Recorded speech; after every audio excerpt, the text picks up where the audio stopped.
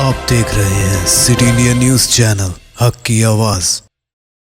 अस्सलामुअलैकुम नाजरीन, मैं Mohammad Afzal city India news में आपका इस्तकबाल करता हूं।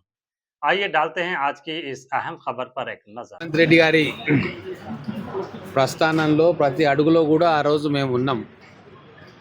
ఆ రోజు నేను టీఆర్ఎస్ పార్టీలో ఉన్నా, రేవంత్ రెడ్డి గారు కూడా మాతో పాటు టీఆర్ఎస్ పార్టీలో ఉండే. 2002 నుంచి 2006 దాకా వారు టీఆర్ఎస్ పార్టీలో ఉండే. కానీ ఆ రోజు టీఆర్ఎస్ పార్టీ అప్పుడున్న పెద్దల కుట్రతోటి వారికి బీఫామ్ రాకుండా చేయడం జరిగింది. అప్పుడు వారు ఇండిపెండెంట్గా పోటీ చేయాలనే నిర్ణయం తీసుకున్నప్పుడు మేమందరం కూడా వారికి సపోర్ట్ చేసి ఆ ఎలక్షన్లలో కూడా మాకు చేతనైనంత సహాయం వారికి చేయడం జరిగింది. వారు అత్యధిక మెజార్టీతో ఒక ఇండిపెండెంట్గా బరిలోకి దిగి మిడ్జిల్ నుంచి జెడ్పీటీసీగా గెలిచి వారి రాజకీయ ప్రస్థానం అక్కడితో మొదలైన విషయం కూడా జిల్లా ప్రజలకు తెలుసు. ఈరోజు మహబూబ్ నగర్ జిల్లా ప్రజలందరూ కూడా మిడ్జిల్ ఓటర్లకు రుణపడి ఉంటారు. ఆ రోజు మిడ్జిల్ ఓటర్లు రేవంత్ రెడ్డి గారిని జెడ్పీటీసీగా గెలిపించకుండుంటే వారి రాజకీయ జీవితం అక్కడితోటే ఆగిపోయి ఎన్నో ఒడుకుదుడుకులకు లోనయ్యేది.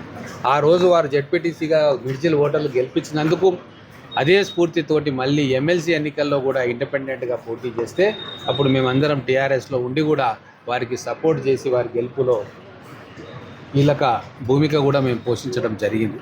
ఆ ఎమ్మెల్సీ గెలిచిన తర్వాత వారు కొడంగల్ ప్రాంతానికి ఎమ్మెల్యేగా 2 పర్యాయాలు ఎన్నికై ఆ తర్వాత టీడీపీ వర్కింగ్ ప్రెసిడెంట్ అయ్యి కాంగ్రెస్ పార్టీలోకి వచ్చి కాంగ్రెస్ పార్టీలో కూడా వర్కింగ్ ప్రెసిడెంట్గా అయి ఆ మధ్యలో మళ్ళా పార్లమెంటు సభ్యుడిగా ఎంపీగా మల్కాజ్గిరి నుంచి పోటీ చేసి గెలిచి మళ్ళీ కాంగ్రెస్ పార్టీ అధ్యక్షులుగా ఆ తర్వాత వారి నాయకత్వంలో ఈరోజు కాంగ్రెస్ పార్టీ అధికారంలోకి రావడం జరిగింది.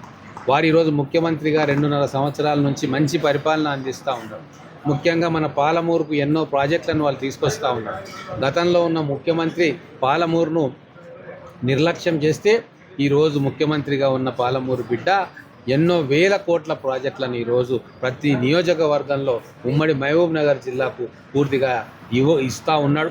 కాలేజీలు, స్కూల్స్, రోడ్స్, ఇరిగేషన్ ప్రాజెక్ట్స్, క్రీడా ప్రాంగణాలు, స్పోర్ట్స్ సంబంధించినవి ప్రతి ఒక్కటి కూడా, దేవాలయాల అభివృద్ధి, ఇట్లా ప్రతి ఒక్క సెక్టార్లో వారి మార్కు కనబడేలాగా ఈరోజు వేల కోట్ల రూపాయలను పాలమూరుకు పెడతా ఉన్నారు.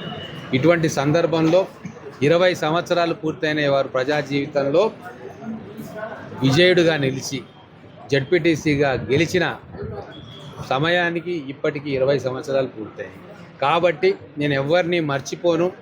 నా ప్రగతికి కారణభూతులైన ప్రతి ఒక్కరిని నేను గుర్తుపెట్టుకున్నా అని చెప్పి వాళ్ళతోటి వాళ్ళ మధ్యలో సమయం గడపడానికి ఈరోజు 4వ తారీఖు రోజు వారు మిడ్జిల్కి వస్తూ ఉన్నారు. ఆ సందర్భంగా మిడ్జిల్లో అనేక అభివృద్ధి కార్యక్రమాలతో పాటు ఒక బహిరంగ సభ కూడా జరగబోతూ ఉంది. ఆ బహిరంగ సభకు కూడా మనం అందరం కూడా కాంగ్రెస్ శ్రేణులు కావచ్చు, రేవంత్ రెడ్డి గారి అభిమానులు కావచ్చు, కాంగ్రెస్ ప్రభుత్వ సంక్షేమ ఫలాల్లో లాభం పొందిన వ్యక్తులు కావచ్చు, ఆ బహిరంగ సభను జయప్రదం చేయాలని చెప్పి మీడియా ద్వారా అందరికీ విజ్ఞప్తి చేస్తాం.